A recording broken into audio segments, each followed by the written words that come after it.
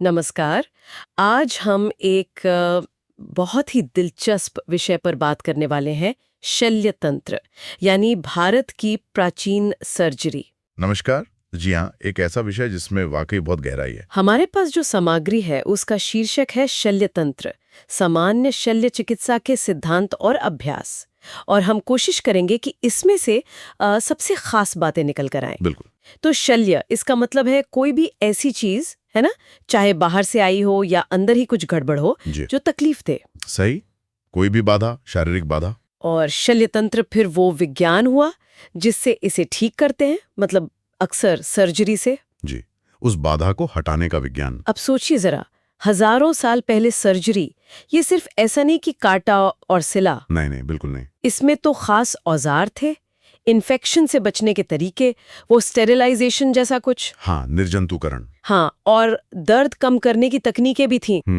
और कुछ बहुत ही अनोखी चीजें भी, जैसे वो क्षार कर्म और अग्निकर्म। जी हाँ, शारकर्म, अग्निकर्म, रक्तमोक्षण, ये सब इसी का हिस्सा थे। आज हम इन्हीं सब की गहराई में उतरेंगे। बिल्कुल। और ये समझना जरूरी है कि शल्य तंत्र सिर्फ एक प्रोसीजर नहीं था, ये एक पूरा दर्शन था, एक अप्रोच, शरीर को वापस उसकी स्वस्थ अवस्था में लाने का। अच्छा। आयुर्वेद के जो 8 मुख्य अंग हैं उनमें से ये एक प्रमुख अंग था। तो आप समझ सकते हैं कि उस जमाने की हेल्थ केयर में इसकी कितनी अहमियत रही होगी। सही बात है, मतलब फिजिकल प्रॉब्लम्स का सीधा इलाज। हाँ, बिल्कुल। ठीक है, तो चलिए शुरू करते हैं इसके इतिहास से।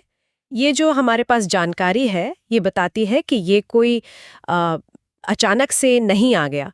हजारों साल लगे इसके विकास में, बहुत पुरानी जड़ें हैं इसकी। जी हाँ।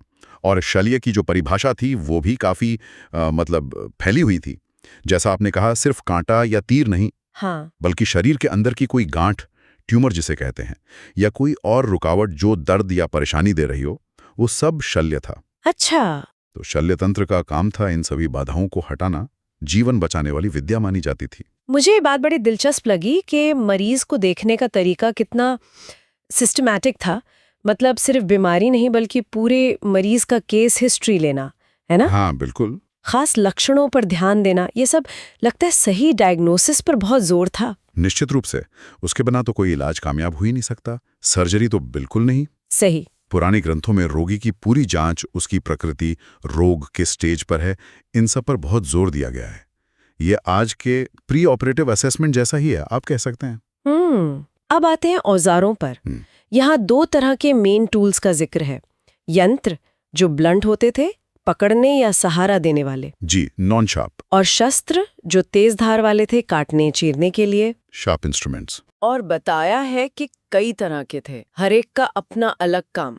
यहाँ ये सोचने वाली बात है कि बिना आज की मशीनों के उन्होंने कितने अलग अलग डिजाइन के औजार बनाए होंगे, वो भी सटीक काम के लिए। हाँ, ये वाकई कमाल की बात है। कोई ऐसा औजार है जो आपको मतलब खास तौर पर इंटरेस्टिंग लगाओ?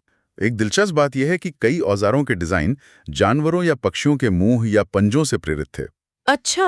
हाँ, ताकि पकड़ अच्छी हो, काम सटीक हो। जैसे सिंहमुख यंत्र, शेर के मुंह जैसा, या कंकमुख यंत्र, बगुले की चोंच जैसा। अरे वाह, ये दिखाता है कि नेचर को कितना बारीकी से ऑब्जर्व किया गया था। कमाल है। और सिर्फ बनाना ही नहीं, उनका रख रखाव कैसे करना है, धार कैसे तेज रखनी है, यहाँ तक कि उनमें क्या कमियां हो सकती हैं, इसका भी वर्णन मिलता है। गजब। और सिर्फ औजार ही नहीं, सफाई का भी ध्यान रखा जाता था। ये निर्जंतुकरण मतलब स्टेरिलाइजेशन की बात है इसमें। हाँ हाँ, ये बहुत ही महत्वपूर्ण पहलू है। देखिए, इन्फेक्शन का खतरा तो तब भी था, और उससे बचने के तरीके सोचे गए थे। हम्म। स्रोत में व्रणित कार का जिक्र है, मतलब आज का ऑपरेशन थिएटर समझ लीजिए। उसे कैसे साफ रखना है, धुएं वगैरह से कैसे शुद्ध करना है, इसके निर्देश हैं। अच्छा। औजारों को शायद उबालकर या आग में तपाकर स्टरलाइज करने की बात है। यहाँ तक कि सर्जन के हाथ धोने और शायद कपड़े बदलने जैसी एसेप्टिक टेक्निक्स का भी जिक्र मिलता है। तो ये तो आज की सर्जिकल हाइजीन की बिल्कुल नींव जैसी लगती है। काफी हद तक हाँ, हाँ। बुनियादी सिद्धांत वही थे। ठीक है, तो उनके पास औजार थे, वे सफाई का ध्यान रखते थे। लेकिन सबसे बड़ा सवाल, दर्द का क्या? मरीज को बेहोश करने या दर्द कम करने के तरीके थे उनके पास, यहाँ संज्ञाहरण यानी एनेस्थीसिया का जिक्र है। बिल्कुल, दर्द को कम करना और मरीज को सर्जरी के दौरान स्थिर रखना ये जरूरी समझा जाता था। स्रोत में लोकल, रीजनल और जनरल एनेस्थीसिया जैसी अवधारणाओं का उल्लेख मिलता है। सच में जनरल एनेस्थीसिया भी? हाँ, मतलब शायद आज जैसी दवाई ना हो, लेकिन कुछ खास जड़ी बूटियों का इस्तेमाल या शायद नियंत्रित मात्रा में शराब का उपयोग दर्द कम करने या मरीज को शिथिल करने के लिए होता होगा। स्रोत में दवाओं, तकनीकों, कब यूज करें कब नहीं, मतलब इंडिकेशंस, कॉन्ट्राइंडिकेशंस और ऑपरेशन से पहले की तैयारी, प्री ऑपरेटिव इवैल्यूएशन जिसे कहते हैं, इन सिद्धांतों की भी बात है। कमाल है। और जो बात चौंकाती है वो है सीपीआर और एयरवे मैनेजमेंट, मतलब सांस की नली संभालने के प्रशिक्षण का भी जिक्र है। ये तो वाकई हैरान करने वाला है, मतलब इतनी एडवांस सोच और पूरी प्रक्रिया को भी एक क्रम में बांटा गया था, त्रिविध कर्म जैसा कुछ। हाँ, त्रिविध कर्म ये सर्जरी के 3 चरणों को दिखाता है, पूर्व कर्म, प्रधान कर्म और पश्चात कर्म। ये बताता है कि सर्जरी को कितनी गंभीरता और प्लानिंग से किया जाता था। अच्छा, तो ये 3 चरण क्या थे? देखिए, पूर्व कर्म मतलब ऑपरेशन से पहले की तैयारी। इसमें सही औजार इकट्ठा करना, मरीज को मानसिक और शारीरिक रूप से तैयार करना। और हाँ, जैसा स्रोत बताता है, मरीज या उसके घरवालों की सहमति लेना भी शामिल था। सहमति मतलब इन्फॉर्म्ड कंसेंट जैसा? हाँ, बिल्कुल, आज के इन्फॉर्म्ड कंसेंट की तरह ही। फिर प्रधान कर्म? प्रधान कर्म यानी मुख्य ऑपरेशन, जिसमें असल चीरफाड़ या जो भी प्रक्रिया करनी है वो की जाती थी। इसमें कई तरह की तकनीकें थीं जिन पर हम अभी बात करेंगे। ठीक है। और तीसरा? और तीसरा पश्चात कर्म, यानी ऑपरेशन के बाद की देखभाल। इसमें घाव की ड्रेसिंग करना, मरीज के खान पान का ध्यान रखना, दवाएं देना और कोई कॉम्प्लिकेशन हो तो उसे संभालना, ये सब आता था। तो मतलब ये सिर्फ ऑपरेशन टेबल तक ही नहीं था, शुरू से लेकर रिकवरी तक की पूरी योजना, ये अपने आप में बड़ी बात है। बिल्कुल, एक होलिस्टिक अप्रोच है, सिर्फ बीमारी पर फोकस नहीं, पूरे मरीज और उसकी रिकवरी पर ध्यान। इस्तेमाल होने वाली मुख्य तकनीकों पर आते हैं। सामग्री में अष्टविध शस्त्रकर्म यानी 8 प्रमुख सर्जिकल प्रक्रियाओं का जिक्र है। क्या आप इनके बारे में थोड़ा बता सकती हैं? ये क्या सिर्फ काटना और सिलना ही था? नहीं, उससे कई ज्यादा डिटेल था ये 8 तकनीकें दिखाती हैं कि कितने अलग अलग तरह के सर्जिकल काम किए जाते थे। जैसे पहला है छेदन। हाँ, एक्सिजन मतलब किसी हिस्से को काट कर निकालना, जैसे कोई गांठ हो। अच्छा। फिर है भेदन यानी इंसिजन, चीरा लगाना ताकि अंदर पहुंच सकें या मवाद वगैरह निकाल सकें। ठीक है। तीसरा है लेखन, स्क्रैपिंग, किसी सतह को खुरचना, शायद हड्डी या घाव की सफाई के लिए। चौथा एषण, प्रोबिंग, किसी घाव या नली का रास्ता या गहराई पता करना। अच्छा। पांचवां है आहरण, एक्सट्रैक्शन, कोई फंसी हुई चीज खींच कर निकालना, जैसे कांटा या पथरी। छठा विश्रावण, ड्रेनिंग, जमा हुआ पस या खून निकालना। ओके। सातवां वेधन, पंक्चरिंग, किसी अंग में छेद करना, शायद तरल निकालने या दवा डालने के लिए। और आखिरी? और आठवां सीवन, सूचरिंग, यानी टांके लगाना, घाव के किनारों को सिलना। 8 अलग अलग तरह की क्रियाएं। ये तो काफी डिटेल्ड लगता है। और स्रोत ये भी बताता है कि हर तकनीक का इस्तेमाल कब करना है और कब नहीं। हाँ, बिल्कुल, इंडिकेशंस और कॉन्ट्रा इंडिकेशंस दोनों का जिक्र है, और सिर्फ जानना ही काफी नहीं था। अच्छा। स्रोत में इन तकनीकों के प्रैक्टिकल ट्रेनिंग पर भी जोर दिया गया है, जैसे फलों पर, सब्जियों पर या शायद मरे हुए जानवरों पर अभ्यास करना, प्रैक्टिस। हाँ, यहाँ तक कि आज की तरह की स्किल्स जैसे आईवी कैन्युलेशन, मतलब नस में सुई लगाना, इंजेक्शन देना, राइल्स ट्यूब डालना, कैथेटर लगाना, इन चीजों के प्रशिक्षण का भी जिक्र है। कमाल है, स्किल डेवलपमेंट पर इतना फोकस। जी। अब कुछ ऐसी खास आयुर्वेदिक प्रक्रियाओं पर आते हैं जो शल्य तंत्र का हिस्सा थीं और शायद आज भी इस्तेमाल होती हैं। एक नाम है क्षार कर्म, ये क्या चीज है? क्षार कर्म एक बहुत ही यूनिक तकनीक है। इसे आप एक तरह की केमिकल सर्जरी कह सकते हैं, या एल्कलिक ऑट्राइजेशन। इसमें कुछ खास पौधों से तैयार किए गए कॉस्टिक एल्कलीज, मतलब दाहक क्षारों का इस्तेमाल होता है। दाहक क्षार, एसिड जैसा, थोड़ा खतरनाक नहीं? हाँ, लेकिन इसे बहुत नियंत्रित तरीके से इस्तेमाल किया जाता है। इसका सबसे फेमस रूप है क्षार सूत्र।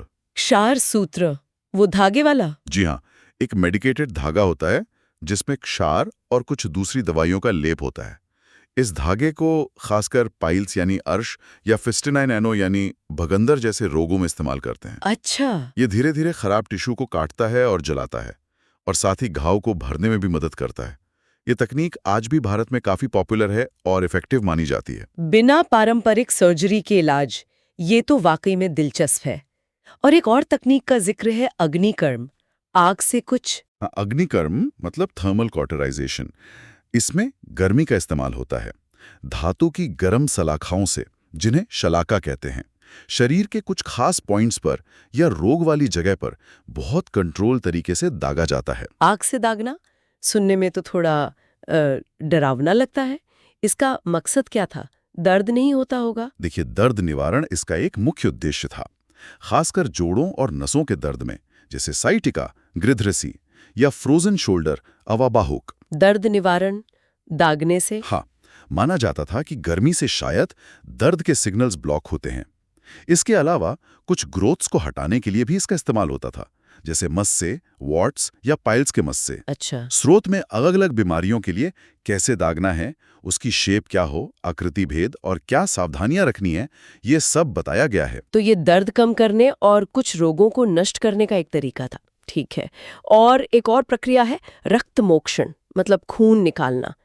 आजकल तो ब्लड ट्रांसफ्यूजन की बात होती है। हाँ, रक्त मोक्षण या ब्लड लेटिंग, ये एक ऐसी प्रक्रिया है जो दुनिया की कई पुरानी चिकित्सा पद्धतियों में मिलती है। आयुर्वेद में ये माना जाता था कि कुछ बीमारियों में खून दूषित हो जाता है। दूषित? हाँ, इम्प्योर हो जाता है, और इस दूषित खून को निकालने से बीमारी ठीक हो सकती है। इसे कभी-कभी चौथा दोष भी कहा गया है। अरे, इसके क्या तरीके थे? कई तरीके थे, जैसे सिरावेद मतलब नस से खून निकालना, जिसे विनिसेक्शन कहते हैं। प्रछन्न मतलब छोटी-छोटी खरोंचें लगाकर खून निकालना, स्कारिफिकेशन। और दो बहुत ही इंटरेस्टिंग तरीके थे, श्रिंग, जिसमें जानवर के सींग का इस्तेमाल करके वैक्यूम बनाकर खून खींचते थे। सींग से? हाँ, और अलाबू, जिसमें लौकी का इस्तेमाल करके ऐसा ही वैक्यूम बनाते थे। गजब। और सबसे फेमस है जलाऊ का वचारण, यानी जोंक लगाना, लीच थेरेपी। जोंक थेरेपी, हाँ, ये तो मैंने सुना है कि आज भी कहीं-कहीं इस्तेमाल होती है। बिल्कुल। जौंकें जब खून चूसती हैं तो अपनी लार में कुछ ऐसे केमिकल्स छोड़ती हैं जो खून को पतला करते हैं, जमने से रोकते हैं, एंटीकोएगुलेंट्स। अच्छा। पुराने जमाने में इसका उपयोग खराब घावों, दुष्टव्रण, फोड़ों, विद्रधि और कुछ स्किन डिजीजेज में होता था। आज भी प्लास्टिक सर्जरी या रिकंस्ट्रक्टिव सर्जरी में ब्लड फ्लो को बेहतर बनाने के लिए कभी-कभी मेडिकल लीचेस का इस्तेमाल होता है। कमाल है, मतलब पुरानी तकनीक आज भी काम आ रही है। जी हाँ, ये दिखाता है कि कैसे प्राचीन ज्ञान के कुछ पहलू आज भी रेलेवेंट हो सकते हैं। ये तो सच में कमाल की बात है। अच्छा, स्रोत में मर्म बिंदुओं का भी जिक्र है, मर्म पॉइंट्स। ये क्या है और सर्जरी से इनका क्या कनेक्शन है? मर्म शरीर के वाइटल पॉइंट्स माने जाते हैं, ऐसी जगहें जहां नसें, मांसपेशियां, जोड़, हड्डियां और खून की नसें मिलती हैं। ओके। और यहाँ चोट लगने पर बहुत गंभीर परिणाम हो सकते हैं, यहाँ तक कि मौत भी। इनकी संख्या 107 बताई गई है। 107, जी। तो सर्जरी करते समय इन पॉइंट्स को बचाना बहुत जरूरी माना जाता था। इनका ज्ञान दिखाता है कि शरीर की रचना, एनाटॉमी की कितनी गहरी समझ थी। सही बात है। स्रोत ये भी बताता है कि मर्म चिकित्सा का उपयोग कुछ दर्द वाली स्थितियां जैसे frozen shoulder, tennis algo, sciatica और स्पोर्ट्स इंजरीज में भी होता था। तो ये शरीर के वो सेंसिटिव एरिया थे जिनका ज्ञान सर्जन के लिए बहुत जरूरी था। अच्छा, इसके अलावा भी बहुत सारी चीजें इसमें, जैसे पट्टियां बांधने के तरीके, बंद विधि, हाँ, शरीर में कुछ फंस जाए तो उसे निकालने के तरीके, प्रणष्ट शल्य, इसमें तो हेमलिच मैन्योर जैसी तकनीक का भी जिक्र है। जी बिल्कुल। फिर fluid balance, nutrition, blood transfusion के सिद्धांत, इमरजेंसी दवाएं और तो और एक्सरे, अल्ट्रासाउंड जैसी मॉडर्न जांच तकनीकों का भी जिक्र है। लगता है ये सामग्री प्राचीन ज्ञान को आज के संदर्भ में भी देखती है। हाँ बिल्कुल।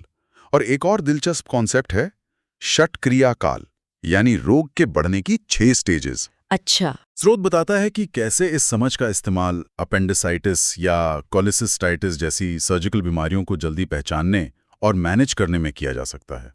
हो।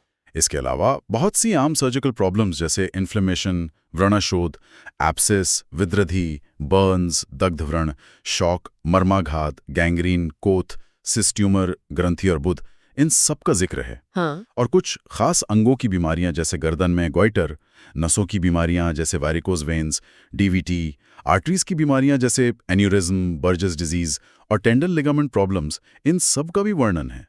यहाँ तक कि एड्स, हेपेटाइटिस जैसी बीमारियों में क्या सावधानियां बरतनी है, ये भी बताया गया है। तो कुल मिलाकर ये सिर्फ कुछ टेक्निक्स या नुस्खे नहीं थे।